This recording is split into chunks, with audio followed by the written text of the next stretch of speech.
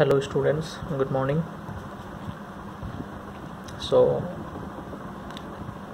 today in this class we will be discussing about atomic models. এতিয়া atomic models কিয় লাগে আৰু atomic models কি এইবিলাক আমি এইটো লেকচাৰত চাম. So models মানে আৰ্হি তোমালোকে এইবিলাক পাই আহিছে ক্লাছ 9ত. So চোৱা অলৰেডি আমি জানো যে এটমৰ ভিতৰত কিছুমান সৰু সৰু পাৰ্টিকলছ থাকে যাক আমি সাব এটমিক পাৰ্টিকলছ বুলি কওঁ, যেনে ইলেক্ট্ৰন, নিউট্ৰন এণ্ড প্ৰটন. এতিয়া এই ইলেক্ট্ৰন, নিউট্ৰন আৰু প্ৰটনবোৰ কি ধৰণে এটমৰ ভিতৰত আছে সেইখিনি কথা বিভিন্ন ধৰণৰ সাইন্টিস্টে বিভিন্ন ধৰণৰ মডেল আকাৰে আমাক সেই সময়ত এক্সপ্লেইন কৰিছিল. জেনেৰেলি আমি এইখন চেপ্টাৰত নাইবা এইখন লেসনত তিনিটা মডেলৰ বিষয়ে ভালকে অধ্যয়ন কৰিম. সেই তিনিটা মডেল হৈছে থমসন মডেল, ৰাদাৰফোৰ্ড মডেল আৰু ভৰ্টছ মডেল. So atomic models মানে কি যে subatomic particles such like electron, proton and neutron, how they are distributed in an atom were explained by some models, and that models were known as atomic models. এখন এটমৰ ভিতৰত electron, proton আৰু নিউট্ৰনবোৰ কেনেকৈ ভাগ বতৰা কৰি ইহঁতে এটমৰ ভিতৰত আছে সেইবিলাক কিছুমান আৰ্হিৰ দ্বাৰা এক্সপ্লেইন কৰা হয় আৰু সেই মডেলবিলাককে কি বুলি কোৱা হৈছে এটমিক মডেলছ. জেনেৰেলি তিনিটা মডেলৰ বিষয়ে অধ্যয়ন কৰিম আমি. We will be studying 3 types of models. Number 1 Thomson model, number 2 Rutherford model and number 3 ভৰ্টছ model. So let us first begin with Thomson model of atom. So প্ৰথমে আমি Thomson model of atom টো চাই লওঁ. তো Thomson model of এটমৰ আৰু কিছুমান নাম আছে. প্লাম পুডিং মডেল বুলি কোৱা হয়, plum pudding model of atom, resin pudding model of atom, watermelon model of atom. Plum মানে বগৰী, ৰেজিন মানে কিচমিচ আৰু ৱাটাৰমেলন মানে তৰমুজ. ঠিক আছে. চ' থমসন মডেলক আৰু কিছুমান নামেৰে জনা যায়. মই আকৌ কৈছোঁ প্লাম মানে বগৰী নিচিনা হয়, ৰেজিন মানে কিচমিচৰ নিচিনা হয় আৰু ৱাটাৰমেলন মানে তৰমুজ তোমালোকে জানা. চ' থমসন মডেলৰ আৰু কেইটামান নাম আছে, এইকেইটাও তোমালোকে জানি থোৱা. এতিয়া থমসন মডেলটো কেনেকৈ এক্সপ্লেইন কৰিম সেইটো মই এটা ফিগাৰত আঁকি দিছোঁ. চ' ধৰি লোৱা এইটো এটা এটম, ঠিক আছে, এইটো এটা পৰমাণু আৰু এই মাইনাছ দি যে চাৰ্কেল কৰা হৈছে এইকেইটা হৈছে কি ইলেক্ট্ৰন. ঠিক আছে, এইটো এটা ইলেক্ট্ৰন, এইটো এটা ইলেক্ট্ৰন, এইবিলাক ইলেক্ট্ৰন আৰু বাকী ঠাইবিলাক কি আছে পজিটিভ স্পেয়াৰ বুলি কোৱা হৈছে. মনত থাকিব এইটো এটা এটম হয়, এইকেইটা হৈছে ইলেক্ট্ৰন আৰু বাকী যিবিলাক একো নাই সেইবিলাকত কি থাকে পজিটিভ স্পেয়াৰ বুলি কোৱা হৈছে. এতিয়া এই মডেলটোৰ পৰা থমসনে আমাক দুটা ইম্পৰ্টেণ্ট পইণ্টছ দাঙি ধৰিলে. ঠিক আছে. Through this model Thomson has given আছ 2 পইণ্ট A and B. নাও let us discuss A and B. কি কৈছে? প্ৰথম পইণ্টটোত কৈছে ইলেক্ট্ৰনবোৰ পৰমাণুৰ ভিতৰত সিঁচৰিত হৈ থাকে. ঠিক আছে, সিঁচৰিত মানে য'তে ত'তে ইলেক্ট্ৰনবোৰ থাকে. চোৱা ইয়াত আছে, ইয়াত আছে, য'তে ত'তে আছে. সেইটোৱে চোৱা electrons R distributed randomly through out the atom. তাৰমানে in cash of an atom electrons R random পজিশ্যনছ, মানে সিঁচৰিত হৈ আছে, য'ত ত'ত হৈ থাকে. এটা পৰমাণুৰ ভিতৰত ইলেক্ট্ৰনবোৰ সিঁচৰিত হৈ থাকে আৰু ইয়াত যে ৰেডিয়াছ দিয়া আছে সেই ৰেডিয়াছটো হৈছে এটমৰ. তাৰমানে এটা এটমৰ ৰেডিয়াছটো কিমান 10⁻⁻10 মিটাৰ. তো ভাবিব পাৰা এটমটো কিমান সৰু হ'ব পাৰে. 2 নম্বৰ পইণ্ট যোনটো হৈছে B number point Thomson model of এটমৰ পৰা আমি ক'ব পাৰোঁ যে ইলেক্ট্ৰনবোৰ কি চাৰ্জ লয়. আমি জানো ইলেক্ট্ৰনবোৰ সাধাৰণতে কি চাৰ্জ লয়, নেগেটিভ. চ' এটা এটমটোতো অভাৰঅল কি হয়, neutral. We know' that an atom is a neutral. since electron carry negative charge, the other remaining portion of atom contains positive charge. So hey electron negative charge লৈছে আৰু যিখিনি বাকি খালি ঠাই আছে হেবিলাকত কি আছে পজিটিভ বস্তু আছে so negative আৰু positive মিলি overall কি হৈছে atomটো কি হৈছে neutral ঠিক আছে মনত ৰাখিবা এটো লিখা হৈছে negative charge on electron ইলেক্ট্ৰনৰ ওপৰত থকা নেগেটিভ চাৰ্জক ব্যালেন্স কৰিছে সমান কৰিছে কিহৰ দ্বাৰা পজিটিভ চাৰ্জ এই পজিটিভ চাৰ্জবোৰ ক'ত আছে বাকি যিবিলাক খালি ঠাই আছে ইলেক্ট্ৰন বাদ দি হেইবিলাকত পজিটিভ চাৰ্জ মানে প্ৰটনৰ আছে সো ইলেক্ট্ৰনৰ চাৰ্জ নেগেটিভ প্ৰটনৰ চাৰ্জ পজিটিভ দুটা মিলি ইকুৱেল হৈ গৈছে সো চাৰ্জটো কি হয় ওভাৰঅল এটমত 0 so these are the two important points in case of Thomson model of atom ঠিক আছে এতিয়া থমসন এখিনি আমাক কলে কিন্তু পিছত কিছুমান সাইন্টিস্টে থমসনৰ মডেল অফ এটমক ভুল বুলি প্ৰমাণ কৰিলে কিয় কাৰণ থমসন মডেল অফ এটমৰ ভিতৰত কিছুমান সীমাবদ্ধতা ড্ৰবেক্স নাইবা লিমিটেশনস বুলি আমি ক'ব পাৰো পোৱা গৈছে এই ড্ৰবেক্স নাইবা লিমিটেশন বোৰ কি আমি চাই লম ঠিক আছে ড্ৰবেক্স মানে ইয়াৰ কি সীমাবদ্ধতা বা লিমিটেশনও বুলি ক'ব পাৰো আছে থমসনে কৈছিল ইলেক্ট্ৰনবোৰ হিচিৰিত হৈ থাকে এটমবোৰত এক নম্বৰ পইণ্ট মনত আছে না কিন্তু ড্ৰবেক্স মানে কি সোৱা যত লিমিটেশনস কেটা আছে এই লিমিটেশন কেটা কি প্ৰথম পইণ্টটো হৈছে লিমিটেশন ইলেক্ট্ৰনস আৰ নট স্টেশনাৰি থমসনে কৈছিল ইলেক্ট্ৰনবোৰ হিচিৰিত হৈ থাকে আৰু যত তত থাকে ঠিক আছে এই কাৰণে কি কৈছে প্ৰথম ড্ৰবক্স হৈছে ইলেক্ট্ৰনস আৰ নট আমি জানো এতিয়ালৈকে জানো যে ইলেক্ট্ৰনবোৰ হিচিৰিত নহয় ইলেক্ট্ৰনবোৰ অনবৰতে ঘূৰি ফুৰি থাকে কিন্তু ৰাদাৰফোৰ্ডে কি কৈছে ইলেক্ট্ৰনবোৰ যতে ততে থাকে সো এটা ভুল বুলি প্ৰমাণ হল দুই নম্বৰ পইণ্টটো ভুল বুলি যে প্ৰমাণ হল এটো হৈছে whole atom is not solid most of the part is vacant ৰাদাৰফোৰ্ডে কৈছে ইলেক্ট্ৰনবোৰ যতে ততে থাকে আৰু বাকি ঠাইবোৰত প্ৰটন থাকে কিন্তু পিছত দেখা গল নহয় এটমৰ ভিতৰত থকা বেছিভাগ ঠাইয়ে কি হৈছে খালি ঠিক আছে এইটোই লিখা হৈছে whole atom is not solid ইয়াত সলিড মানে সকলো এটা এটমৰ ভিতৰত সকলো ঠাইয়ে প্ৰটন আৰু ইলেক্ট্ৰনৰ দ্বাৰা গঠিত নহয় কিয় কাৰণ এটমৰ ভিতৰত বেছি ঠাইয়ে কি হৈ আছে খালি vacant most of the part is vacant মানে খালি ৰাদাৰফোৰ্ডে কৈছিল তোমাৰ কি কয় থমসনে কৈছিল ইলেক্ট্ৰন আৰু প্ৰটনৰ দ্বাৰা এটমবোৰ গঠিত ইলেক্ট্ৰনবোৰ হিচিৰিত হৈ থাকে আৰু যতে ততে থাকে আৰু বাকি ঠাইবোৰত প্ৰটন থাকে কিন্তু পিছত প্ৰমাণ হল যে নহয় এটমৰ ভিতৰত থকা বেছিভাগ ঠাইয়ে কি খালি এটো হৈছে 2 নম্বৰ পইণ্ট 3 নম্বৰ পইণ্টটো হৈছে positive charge is concentrated in nucleus only আৰু এটা সীমাবদ্ধতা কি ৰাদাৰফোৰ্ডে কৈছিল যে ইলেক্ট্ৰন বাদ দি বাকি যিখিনি খালি ঠাই আছে এবিলাকত পজিটিভ চাৰ্জ আছে পিছত যে প্ৰমাণ হল যে পজিটিভ চাৰ্জটো সাধাৰণতে এটমৰ ভিতৰত থকা নিউক্লিয়াছৰ মাজতহে অনলি পোৱা যায়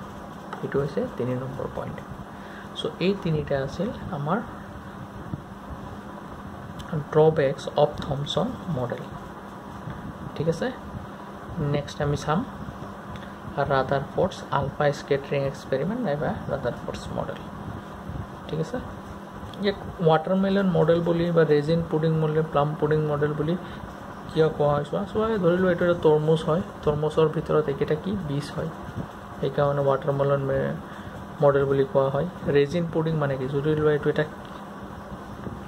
ক্ষীৰ দিছে আৰু এইবিলাক কি সৰু সৰু কিসমিসৰ দানাৰ নিচিনা ক'ব পাৰো সেই কাৰণে resin pudding model বুলি কোৱা হয় প্লাম পুডিং মানে কি ধৰিলা কিবা এটা ডিশ বনাইছে তাত সৰু সৰু ৰঙা ৰঙা বগৰীৰ নিচিনা দি থৈছে সেই কাৰণে ইয়াক প্লাম পুডিং মডেল বুলি কোৱা হয় হ'ব সো নেক্সট আমি চাবলৈ গৈ আছো আমাৰ Rutherford model so generally Rutherford মডেলটো পঢ়াৰ আগতে আমি এটা বস্তু চাব লাগিব ৰাদাৰফোৰ্ডে এটা এক্সপেৰিমেন্ট কৰিছিল তাৰ মানে এটা পৰীক্ষা কৰিছিল যোনটো কোৱা হয় ৰাদাৰফোৰ্ডছ আলফা স্কেটাৰিং এক্সপেৰিমেন্ট বুলি নাইবা গোল্ড ফয়েল এক্সপেৰিমেণ্ট বুলি গোল্ড মানেতো জানাই গোল্ড এটা এলিমেণ্ট হয় সেইটোৰ নামে দুই এক্সপেৰিমেণ্টটো জনা যায় ৰাদাৰফৰ্ড আলফা স্কেটাৰিং এক্সপেৰিমেণ্ট নাইবা গোল্ড ফয়েল এক্সপেৰিমেণ্ট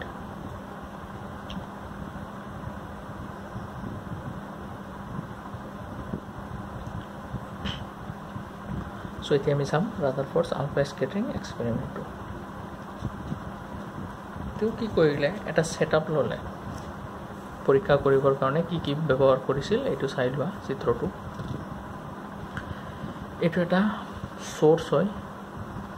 ঠিক আছে এই সোৰ্সটোৰ পৰা আলফা পাৰ্টিকেলটো জেনাৰেট হয় এইটো এটা লেড প্লেট হয় লেড মানে পিবি তোমালোকে জানাই মৌলৰ এটা প্লেট লৈছে আৰু এইটো চোৱা এইটো এটা গোল্ডৰ ফয়েল হয় গোল্ড ফয়েল মানে চোৱা গোল্ড মেটেলটো পাতলকৈ কাটিছে ধৰিলে কাগজটোৰ নিচিনা কাগজতকৈ আৰু সৰু হ'ব কাটি কিনে এইটো এটা কাগজৰ নিচিনা পাতল চাই এটা গোল্ড মানে জানাই এটা এলিমেণ্ট হয় এইটো লৈছে এতিয়া এই সোৰ্সটোৰ পৰা এই বস্তুটোৰ পৰা আলফা পাৰ্টিকেল জেনাৰেট হয় ইয়াত কি আছে ৰেডিয়াম বুলি এটা মৌল আছে ৰেডিয়াম এটা এলিমেণ্ট হয় ঠিক আছে আৰু ৰেডিয়ামটো কি হয় এটা ৰেডিঅ' এক্টিভ সাবষ্টেন্স এতিয়া ৰেডিঅ' এক্টিভ সাবষ্টেন্স মানে কি জাস্ট মই এটা ধাৰণা দি দিছোঁ এইবিলাক তোমালোকে পিছত যাই পাবাই আৰু যিবোৰ সাবষ্টেন্সৰ পৰা বা যিবোৰ এলিমেণ্ট এটা অৱস্থাত আছে এই এলিমেণ্টটো ভাঙি আৰু এটা এলিমেণ্ট হৈ যায় তেনে এলিমেণ্টক কি বুলি কোৱা হয় ৰেডিঅ' এক্টিভ সাবষ্টেন্স নাইবা radioactive element so radioactive substance মানে কি শুনি লোৱা ধৰি লোৱা এইটো এটা এলিমেণ্ট এ এইটো যদি ৰেডিঅ' এক্টিভ এলিমেণ্ট হয় ই ৰেডিঅ' এক্টিভ এলিমেণ্ট অলপ সময় পিছত ভাঙি পুনৰ নতুন এটা মৌল সৃষ্টি কৰে আৰু ইয়াৰ লগত কিছুমান ৰে ওলাই এই ধৰণৰ এলিমেণ্টকে কোৱা হয় ৰেডিঅ' এক্টিভ এলিমেণ্ট নাইবা ৰেডিঅ' এক্টিভ সাবষ্টেন্স মই আকৌ কৈছোঁ ৰেডিঅ' এক্টিভ সাবষ্টেন্স মানে কি যিবোৰ সাবষ্টেন্স নাইবা এলিমেণ্ট নিজৰ স্থানৰ পৰা ৰূপান্তৰ হৈ মানে চেঞ্জ হৈ আন এটা মৌল হৈ যায় তেনে ধৰণৰ এলিমেণ্টক ৰেডিঅ' এক্টিভ এলিমেণ্ট নাইবা ৰেডিঅ' এক্টিভ সাবষ্টেন্স বুলি কোৱা হয় যেতিয়া এই এলিমেণ্টটো আন এটা এলিমেণ্টলৈ কনভাৰ্ট হয় হোৱাৰ লগে লগে কিছুমান ৰে ওলায় সেই ৰেবিলাককে কি বুলি কোৱা হৈছে আলফা পাৰ্টিকেলছ ঠিক আছে জাষ্ট আইডিয়াটো লৈ লোৱা পিছত আমি ভালকৈ পঢ়িম ৰেডিঅ' এক্টিভ সাবষ্টেন্স মানে কি সো ৰেডিঅ' এক্টিভ সাবষ্টেন্সৰ পৰা কি পালোঁ আমি আলফা পাৰ্টিকেলছ ঠিক আছে এতিয়া এই আলফা পাৰ্টিকেলছটো যায় লিড প্লেটৰ মাজেৰে লেডৰ এটা প্লেট আছে এই প্লেটৰ মাজেৰে পাৰ হৈ যায় এই যে গোল্ডৰ যে এটা ফয়েল আছিল ইয়াত যাই খুন্দা মাৰিছে গোল্ড ফয়েলত যাই খুন্দা মাৰিছে ফলত কি হৈছে চোৱা ইয়াৰ পৰা এই ৰশ্মিটো আলফা পাৰ্টিকেলটো এতিয়া এই চোৱা ইয়াত এটা প্লেটৰ নিচিনা দি আছে ন এইটো কোৱা হয় ফটোগ্ৰাফিক প্লেট ঠিক আছে এইটো এনেকৈ যে হাফ চাৰ্কেলৰ নিচিনা আছে যে ইয়াত সো যেতিয়া ইয়াৰ পৰা আলফা পাৰ্টিকেলটো লেড প্লেটৰ মাজেদি পাৰ হৈ গোল্ড ফয়েলত খুন্দা মাৰিছে মাৰাৰ পিছত ইয়াৰ পৰা ৰশ্মিবোৰ এই ফটোগ্ৰাফিক প্লেটত ইয়াত যাই লাগিছে ইয়াত যাই লাগিছে ইয়াত যাই চাৰিওপিনে যাই খুন্দা মাৰিছে এই পৰীক্ষাটোকে কোৱা হৈছে ৰাদাৰফৰ্ড আলফা স্কেটাৰিং এক্সপেৰিমেণ্ট নাইবা গোল্ড ফয়েল এক্সপেৰিমেণ্ট এতিয়া এই এক্সপেৰিমেণ্টৰ পৰা আমি কি কি অবজাৰভেশ্যন কৰিব পাৰিল বা ৰাদাৰফৰ্ডে সেইটো সময়ত কি কি অবজাৰ্ভ কৰিছিল আমি চাম এতিয়া তিনিটা বস্তু তেওঁ অবজাৰ্ভ কৰিছিল চাই লোৱা প্ৰথম পইণ্টটো হৈছে কি যে আলফা পাৰ্টিকেলটো যে আছে ঠিক আছে most of the particle move in a straight path after striking the gold foil বেছিভাগ পাৰ্টিকেলে এই গোল্ড ফয়েলৰ মাজেৰে পাৰ হৈ চিধাকৈ যাই ফটোগ্ৰাফিক প্লেটত যাই খুন্দা মাৰিছে ঠিক আছে ভালকৈ শুনিলো এক নম্বৰ পইণ্টটো বেছিভাগ পাৰ্টিকেলে গোল্ড ফয়েলৰ মাজেৰে পাৰ হৈ যাব পাৰিছে ঠিক আছে এইটো কৈছে most of the particle move in a straight path after striking the gold foil এক নম্বৰ পইণ্ট দুই নম্বৰ পইণ্টত কৈছে যে কিছু সংখ্যক পাৰ্টিকেল এই গোল্ড ফয়েলৰ পৰা খুন্দা মাৰাৰ পিছত অলপমান ডিফ্লেক্ট হৈছে ঠিক আছে কিছুমান এংগেল বনাই এনেকৈ ডিফ্লেক্ট হৈছে এইটো চাবই পাৰিছোঁ আমি এয়া ডিফ্লেক্ট হৈছে এইটো কৈছে ফিউ পাৰ্টিকেলছ বহুত কম সংখ্যক পাৰ্টিকেলছ তিনি নম্বৰ ভেৰি ফিউ আৰু বহুত কম সংখ্যক পাৰ্টিকেল ডিফ্লেক্ট হৈ ডাইৰেক্ট ঘূৰি গৈছে এনেকৈ গৈছে খুন্দা মৰাৰ পিছত পুনৰ এনেকৈ ঘূৰি আহি গৈছে এইটো চোৱা very few particles 1 out of 20,000 যদি ইয়াৰটো 2000 মান পাৰ্টিকেল আমি পাছ কৰোঁ সেই 2000 পাৰ্টিকেলৰ ভিতৰত এনেকুৱা এটা পাৰ্টিকেল আছে যোনটো খুন্দা মৰাৰ পিছত পুনৰ ঘূৰি আহিছে মই ইয়াত লিখি দিছোঁ 180 ডিগ্ৰী চ' এই ৰশ্মিটো এনেকৈ গৈছিল পুনৰ খুন্দা খাই এনেকৈ ঘূৰি আহিছে ইয়াতে চ' এই তিনিটা অবজাৰভেশ্যন আমি ৰাদাৰফৰ্ডৰ আলফা স্কেটাৰিং এক্সপেৰিমেণ্টত পাইছোঁ ঠিক আছে প্ৰথমে অবজাৰ্ভ কৰিলে ৰাদাৰফৰ্ডে এতিয়া সামৰণি তেওঁ কনক্লুজন দিলে যে এই অবজাৰভেশ্যনৰ পিছত এটা কনক্লুজন দিলে যে এই এক্সপেৰিমেণ্টৰ কনক্লুজন সেইটোতো তিনিটা পইণ্ট আছে চাই লওঁ আমি তেওঁ ক'লে এইকেইটাৰ ওপৰত ভিত্তি কৰি তেওঁ ক'লে যে এটমৰ ভিতৰত বেছিভাগ ঠায়ে খালী most of the part of the atom is vacant সেইকাৰণে পাৰ্টিকেলবোৰ পাৰ হৈ যাব পাৰিছে there must be some positive charge in atoms 2 number পইণ্টটো কি কৈছে যে এটমৰ ভিতৰত সাগে এটা পজিটিভ চাৰ্জ আছে ঠিক আছে 2 নম্বৰ পইণ্টটো বুজি পাইছে কি কৈছে there must be some positive charge in atoms এটমৰ ভিতৰত নিশ্চয় পজিটিভ চাৰ্জ এটা আছে 3 নম্বৰ পইণ্টত কি কৈছে যে সেই পজিটিভ চাৰ্জটো বহুত সৰু ঠাইত আছে আৰু তাকে ৰাদাৰফৰ্ডে নাম দিলে নিউক্লিয়াছ বুলি পজিটিভলি চাৰ্জ পেয়াৰ ইজ ভেৰি স্মল আৰু তাকে নাম কি দিলে নিউক্লিয়াছ বুলি যদি চোৱা এইটো ধৰি লোৱা গল্ড ফয়েল আছে এইবিলাক যে আছে এইবিলাক ধৰি লোৱা এটম চ' বেছিভাগ কি হৈছে আলফা পাৰ্টিকেলবোৰ মাজেৰে পাৰ হৈ গৈছে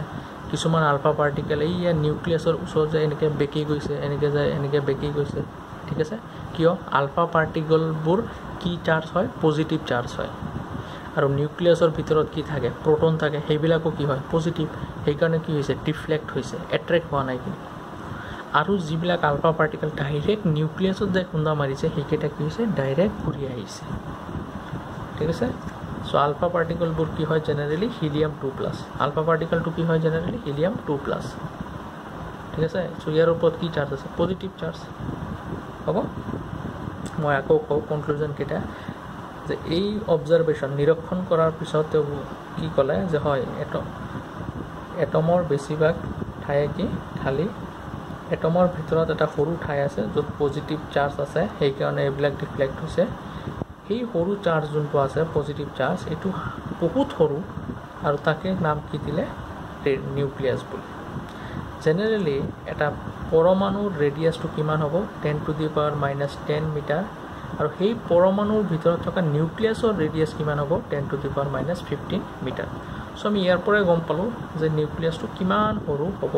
পাৰে চ' এইখিনি অবজাৰভেশ্যন এইখিনি কনক্লুজন ইয়াৰ ওপৰত ভিত্তি কৰি ৰাদাৰফৰ্ডে এটা নতুন মডেল আমাক দিলে যাক কোৱা হয় নিউক্লিয়াৰ মডেল ৰাদাৰফৰ্ডছ নিউক্লিয়াৰ মডেল নাইবা ৰাদাৰফৰ্ডছ এটমিক মডেল ঠিক আছে এইকেইটা আমি চাই লওঁ Rutherford's nuclear model and Rutherford's atomic model এই এক্সপেৰিমেণ্টটো কৰিলে অবজাৰভেশ্যন কৰিলে কনক্লুজন দিলে এতিয়া এটা মডেল দিলে মডেলটোত কেইটামান পইণ্ট আছে মই পইণ্টটো এবাৰ পঢ়ি লওঁ তাৰপিছত মই তোমালোকক বুজাই দিওঁ তেওঁ ক'লে এই মডেলটো the positively charged and most of the mass of the atom was densely concentrated in small region call nucleus তেওঁ ক'লে যে এটা এটমৰ ভিতৰত থকা পজিটিভ চাৰ্জটো এটা সৰু ঠাইত কনচেনট্ৰেটেড হৈ আছে ঠিক আছে আৰু সেই সৰু ঠাইকে কি বুলি কোৱা হৈছে নিউক্লিয়াছ ঠিক আছে তেওঁ কি ক'লে যে এটা এটমৰ ভিতৰত এটা সৰু ঠাইত পজিটিভ চাৰ্জটোৰ ঘনত্বটো বহুত বেছি কনচেনট্ৰেটেডটো বহুত বেছি আৰু তাকে কি নাম দিলে নিউক্লিয়াছ 2 নম্বৰ পইণ্টটো শুনা কি কৈছে the nucleus is surrounded by electrons that move around the nucleus with a very high speed in circular paths called orbit এতে নিউক্লিয়াছৰ চাৰিওফালে ইলেক্ট্ৰনবোৰ গতি কৰি থাকে বহুত স্পীডত এটা নিৰ্দিষ্ট কক্ষপথত যাক আমি অৰবিট বুলি ক'ব পাৰোঁ কি কৈছে এটা নিউক্লিয়াছৰ চাৰিওফালে ইলেক্ট্ৰনবোৰ ঘূৰি থাকে এটা নিৰ্দিষ্ট কক্ষপথক যাক আমি অৰবিট বুলি ক'ব পাৰোঁ 3 নম্বৰ পইণ্টটো কৈছে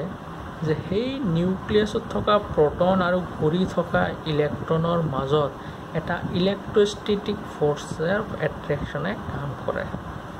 ঠিক আছে সেইটো কৈছে চোৱা electrons and nucleus are held together by electrostatic force of attraction কাৰণ ইলেক্ট্ৰনটো নেগেটিভ চাৰ্জ ঘূৰি আছে আৰু নিউক্লিয়াছটো পজিটিভ চাৰ্জ সিহঁতৰ মাজত কি হ'ব এট্ৰেকশ্যন হ'ব ঠিক আছে এই এট্ৰেকশ্যনৰটো অনবৰতে হৈয়ে থাকে কিন্তু এই ৰাদাৰফৰ্ড মডেলটো কিছুমান ড্ৰবেকছ আহি গ'ল সীমাবদ্ধতা আহি গ'ল এওঁ ভালকৈ কিছুমান বস্তু এক্সপ্লেইন কৰিব নোৱাৰিলে চ' ৰাদাৰফৰ্ডৰ কি ড্ৰবেকছ বা লিমিটেশ্যন আছে সেইকেইটা মই ইয়াত দি দিছোঁ 3টা দিয়া আছে চ' মই কৈ দিওঁ তেওঁ হাইড্ৰজেন স্পেক্ট্ৰামৰ বিষয়ে ভালকৈ ক'ব পৰা নাছিলে ৰাদাৰফৰ্ডৰ মডেলটোৱে হাইড্ৰজেন স্পেক্ট্ৰামৰ বিষয়ে ভালকৈ ক'ব পৰা নাই এতিয়া হাইড্ৰজেন স্পেক্ট্ৰাম কি আমি পিছত চাম ঠিক আছে এইটো লৈ ইমান টেনশ্যন ল'ব নালাগে hydrogen spectrum we will study in this lesson এইটো লেচনতে আমি চাম অলপ পিছত he could not explain the stability of atom এটমৰ সুস্থিৰতাটো তেওঁ এক্সপ্লেইন কৰিব নোৱাৰিলে he could not explain distribution of electron এতিয়া কিমান ইলেক্ট্ৰন এটা এটমৰ মাজত ঘূৰি আছে সেইটোৰ বিষয়ে তেওঁ ক'ব পৰা নাই চ' এই 3টা পইণ্টে হৈছে ৰাদাৰফৰ্ড মডেলৰ ড্ৰবেক ঠিক আছে কি ড্ৰবেক তেওঁ হাইড্ৰজেন স্পেক্ট্ৰামৰ বিষয়ে ক'ব পৰা নাই হাইড্ৰজেন স্পেক্ট্ৰামটো আমি পঢ়িম তেওঁ এটমৰ সুস্থিৰতাটো ষ্টেবিলিটিটোৰ বিষয়ে একো ক'ব পৰা নাই কিমান ইলেক্ট্ৰন ডিষ্ট্ৰিবিউট হৈ আছে সেইটোৰ বিষয়ে তেওঁ ক'ব পৰা নাই চ' এই 3টাই হৈছে ৰাদাৰফৰ্ড মডেলৰ মেইন ড্ৰবেকছ ঠিক আছে চ' এইখিনি আছিল আজি আমাৰ যিখিনি নোট তোমালোকক ক্লাছত দি দিছিলোঁ চ' অলৰেডি আমাৰ থমছন মডেল হৈ গ'ল ৰাদাৰফৰ্ড মডেল হৈ গ'ল আৰু বৰ্ছ মডেলটো আমি চাব বাকী আছে তো ঠিকে আছে আজি ইয়াতে থাকক থেংক ইউ